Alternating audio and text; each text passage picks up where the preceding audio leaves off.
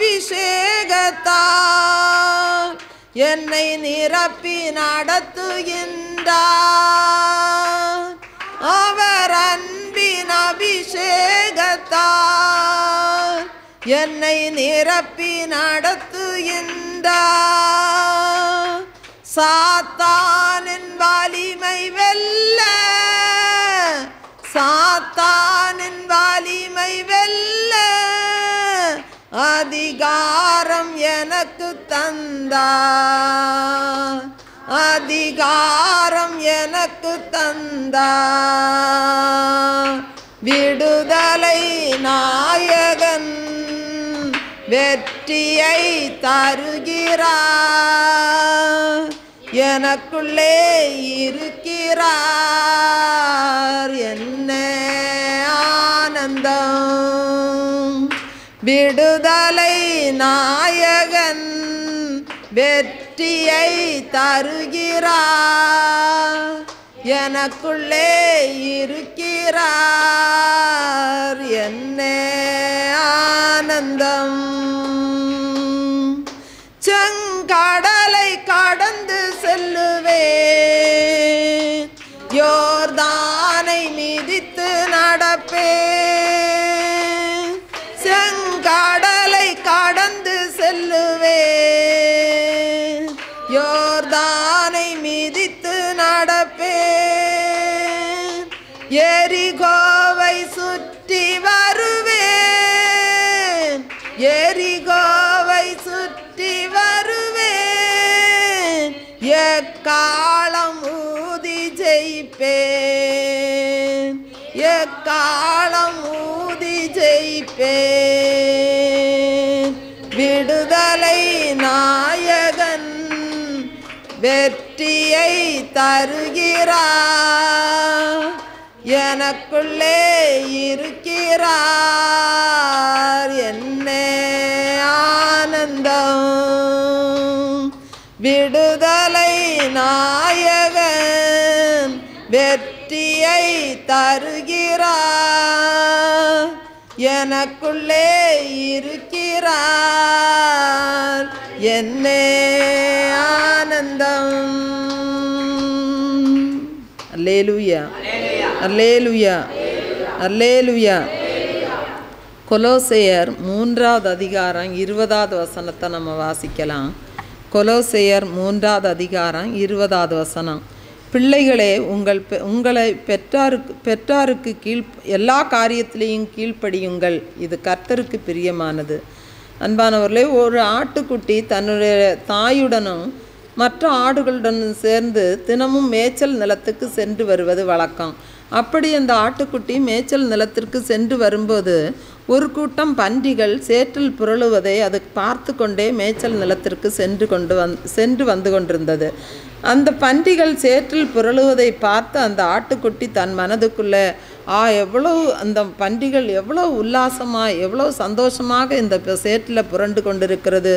உஷ்ணம் வரும்போது இந்த பன்றிகளைப் போல இந்த சேற்றில் போய் குழுக்குளான இந்த சேற்றில் போய் புரண்டு வந்தால் எவ்வளோ நன்றாக இருக்கும் என்று சொல்லி அந்த ஆட்டுக்குட்டி மனதில் சிந்தித்தது. அப்பொழுது தன்னுடைய தாய் ஆட்டுடன் போய் சொன்னது, அம்மா, உஷ்ணம் அதிகமாக இருக்கும்போது நானும் இந்த வேலியை தாண்டி போய் அந்த பன்றிகளின் பட்டிக்குள் புகுந்து இந்த பன்றிகள் மேய்கிற இந்த சேற்றுக்குள் நானும் புரண்டு வரட்டுமா என்று சொல்லி கேட்டது. அப்பொழுது அம்மா ஆடு சொன்னது, இல்லை இல்லை, நீ அங்கே போகக்கூடாது, ஆடுகள் ஒருபோதும் சேற்றில் புரளுவதில்லை என்று சொல்லி அது அன்பாக அந்த ஆட்டுக்குட்டிக்கு அறிவுரை கூறியது.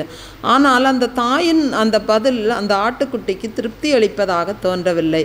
அப்பொழுது ஒரு நாள் தாய் ஆடு தன்னோடு இல்லாதிருந்தபோது அந்த ஆடு வேலியை தாண்டி அந்த ஆட்டின் பட்டிக்குள் புகுந்து அந்த சேற்றுக்குள் போய் குதித்து விட்டது.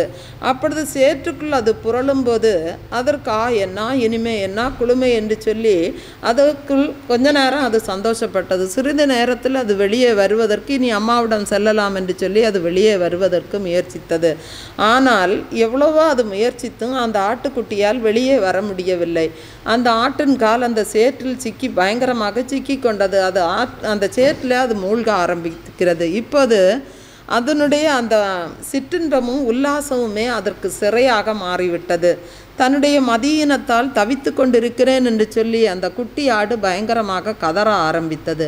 அப்பொழுது அந்த வழியாக வந்த ஒரு இரக்கமுள்ள குடியானவன் அந்த ஆடு சேற்றில் சிக்கியிருப்பதை பார்த்து அந்த ஆட்டை தூக்கி எடுத்து அதை குளிப்பாட்டி அதை சுத்தம் பண்ணி அந்த ஆட்டு கொட்டகையில் கொண்டு போய் தொழுவத்தில் போய் சேர்த்தார். அப்பொழுது தாயாடு அந்த குட்டியை பார்த்து, நினைவில் வைத்துக்கொள், ஆடுகள் எப்பொழுதுமே சேற்றில் புரளுவதில்லை என்று சொல்லி அப்படி சொல்லிவிட்டு அதை அப்படியே நிறுத்தி கொண்டது. 1 பேதுரு 5வது அதிகாரம் 6வது வசனம் சொல்லுகிறது, ஆகையால் ஏற்ற காலத்தில் தேவன் உங்களை உயர்த்தும்படிக்கு அவருடைய பலத்த கைக்குள் அடங்கியிருங்கள். அன்பானவர்களே, பாவம் அனுபவிப்பதற்கு மிகவும் இன்பமானது போல காட்சியளிக்கும். நாம் அனுபவிக்கும் அந்த சிற்றின்பமே நமக்கு சிறையாய் போய்விடும் என்பதை நாம் நினைவில் வைத்து கொள்ள வேண்டும்.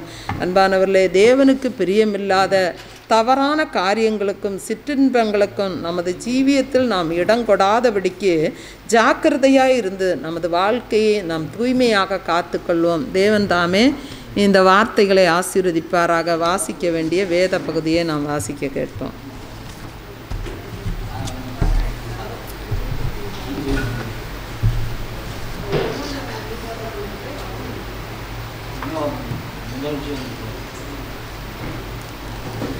பிரசங்கி 8ஆம் அதிகாரம்.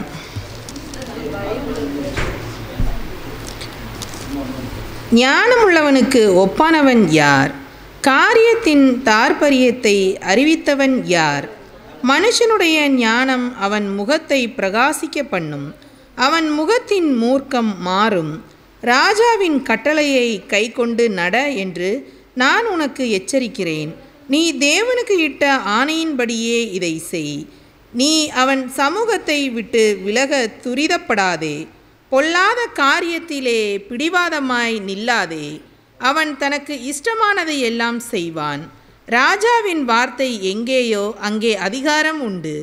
நீர் என்ன செய்கிறீர் என்று அவனுக்கு சொல்லத்தக்கவன் யார்? கற்பனையை கை கொள்ளுகிறவன் ஒரு தீங்கையும் அறியான். ஞானியின் இருதயம் காலத்தையும் நியாயத்தையும் அறியும். எல்லா காரியத்துக்கும் காலமும் நியாயமும் உண்டு. ஆதலால் மனுஷனுக்கு நேரிடும் சஞ்சலம் மிகுதி. இன்னது சம்பவிக்கும் என்று அவன் அறியானே. அது இன்ன விதமாய் சம்பவிக்கும் என்று அவனுக்கு சொல்லத்தக்கவன் யார்? ஆவியை விடாதிருக்கிற ஆவியின் மேல் ஒரு மனுஷனுக்கும் அதிகாரம் இல்லை. மரண நாளின் மேலும் அவனுக்கு அதிகாரம் இல்லை. அந்த போருக்கு நீங்கி போவதும் இல்லை. துன்மார்க்கரை துன்மார்க்கம் விடுவிக்கவும் மாட்டாது. இவை எல்லாவற்றையும் நான் பார்த்து சூரியனுக்கு கீழே செய்யப்படும் எல்லா கிரியைகளையும் சிந்தித்தேன். ஒரு மனுஷன் தனக்கே கேடுண்டாக வேறொரு மனுஷனை ஆளுகிற காலமும் உண்டு. பரிசுத்த ஸ்தலத்துக்கு போக்குவரவு செய்த துன்மார்க்கர் அடக்கம் பண்ணப்பட்டதை கண்டேன். அவர்கள் அப்படி செய்து வந்த பட்டணத்திலேயே மறக்கப்பட்டு போனார்கள். இதுவும் மாயையே.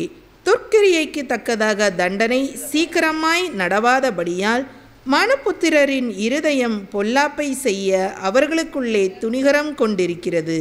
பாவி 100 தரம் பொல்லாப்பை செய்து நீடித்து வாழ்ந்தாலும் என்ன? தேவனுக்கு அஞ்சி அவருக்கு முன்பாக பயந்திருப்பவர்களே நன்றாய் இருப்பார்கள் என்று அறிந்திருக்கிறேன். துன்மார்க்கனோ நன்றாய் இருப்பதில்லை. அவன் தேவனுக்கு முன்பாக பயப்படாதிருக்கிறபடியால் நிழலை போல் இருக்கிற அவனுடைய வாழ்நாள் நீடித்திருப்பதும் இல்லை. பூமியின் மேல் நடக்கிற வேறொரு மாயையான காரியமும் உண்டு. அதாவது துன்மார்க்கரின் கிரியைக்கு வருவது போல நீதிமான்களுக்கும் வரும். நீதிமான்களின் கிரியைக்கு வருவது போல துன்மார்க்கருக்கும் வரும். இதுவும் மாயை என்றேன். ஆகையால் நான் களிப்பை புகழ்ந்தேன். புசிப்பதும் குடிப்பதும் மகிழ்வதுமே அல்லாமல் சூரியனுக்கு கீழே மனுஷனுக்கு வேறொரு நன்மையும் இல்லை. சூரியனுக்கு கீழே தேவன் அவனுக்கு தந்த ஜீவ காலத்திலே அவன் பிரயாசத்தினால் அவனுக்கு நிலைக்கும் பலன் இதுவே. நான் ஞானத்தை அறியவும் மனுஷன் இரவும் பகலும் கண்ணுறங்கமில்லாமல் பூமியிலே செய்யும் வேலையை பார்க்கவும் என் மனதை செலுத்தின போது தேவன் செய்யும் சகல கிரியைகளையும் நான் கவனித்து பார்த்து சூரியனுக்கு கீழே செய்யப்படும் கிரியையை மனுஷன் கண்டுபிடிக்க கூடாதென்று கண்டேன். அதை அறியும்படி மனுஷன் பிரயாசப்பட்டாலும் அறிய மாட்டான். அதை அறியலாம் என்று ஞானி எண்ணினாலும் அவனுக்கு அதை அறிந்து கொள்ள மாட்டான். ஆமென்.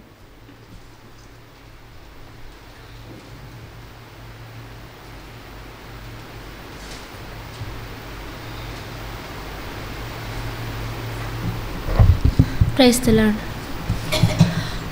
சமூகமே என் பாக்கியமே, ஓடி வந்தேன் உம்மை நோக்கிட, ஓடி வந்தேன் உம்மை நோக்கிட, குரல் கேட்க குரல் கேட்க, ராஜா இயேசு ராஜா, ராஜா இயேசு ராஜா.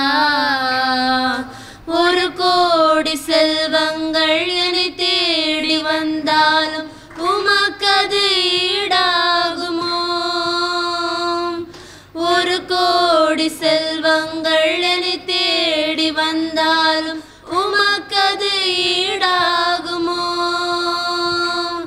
செல்வமே ஒப்பற்ற செல்வமே, செல்வமே ஒப்பற்ற செல்வமே, நல்லுணவே நாளெல்லாம் நினைவே, நல்லுணவே நாளெல்லாம் நினைவே. சமூகமே என் பாக்கியமே, என் பாவம் நீங்கிட எடுத்தீர் சிலுவை, என்னே அன்பு. என் பாவம் நீங்கிட எடுத்தீர் சிலுவை, என்னே அன்பு. தென்றலே கல்வாரி தென்றலே, தென்றலே கல்வாரி தென்றலே, அசைவாடும் ஆட்கொள்ளும் என்னில் ஆளுகை செய்யும், அசைவாடும் ஆட்கொள்ளும் என்னில் ஆளுகை செய்யும். சமூகமே என் பாக்கியமே, எத்தனையோ எழில் மிகு காட்சிகள் கண்டாலும் எல்லாமே மாயையா, எத்தனையோ எழில் மிகு காட்சிகள் கண்டாலும் எல்லாமே மாயையா. தண்ணீரே ஊற்று தண்ணீரே, தண்ணீரே ஊற்று தண்ணீரே, நதியில் ஒவ்வொரு நாளும் மூழ்கணுமே, நதியில் ஒவ்வொரு நாளும் மூழ்கணுமே. சமூகமே என் பாக்கியமே, ஓடி வந்தேன் உம்மை நோக்கிட, ஓடி வந்தேன் உம்மை நோக்கிட, குரல் கேட்க குரல் கேட்க, ராஜா இயேசு ராஜா, ராஜா இயேசு ராஜா.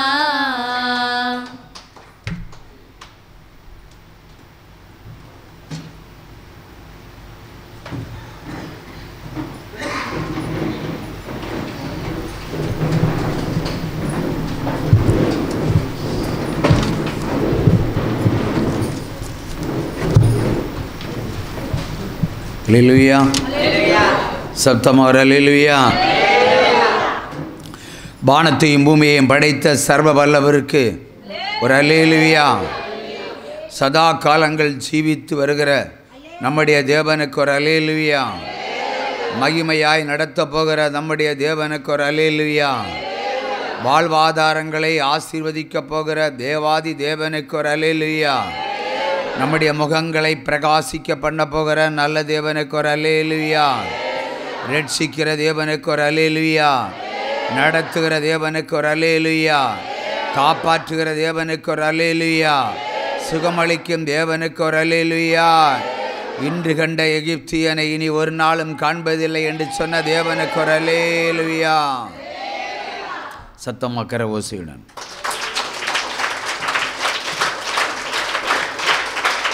இந்த மாதத்தினுடைய முதல் ஞாயிற்றுக்கிழமை அன்று வருகை தந்திருக்கிற யாவரையும் ஜீவொளி தொலைக்காட்சியின் வாயிலாக வாழ்த்தி ஆசீர்வதிக்கிறேன். கிருபையும் சத்தியமும் வல்லமையும் அபிஷேகமும் அக்கினியும் ஞானமும் பரிசுத்தமும் என்றென்றும் உங்களுக்கு உண்டாகட்டும் இயேசுவின் நாமத்தில். ஹல்லேலூயா. சிங்கக்கேவியோ சூளை நெருப்போ அவர் என்னை காத்திடுவார். சிங்கக்கேவியோ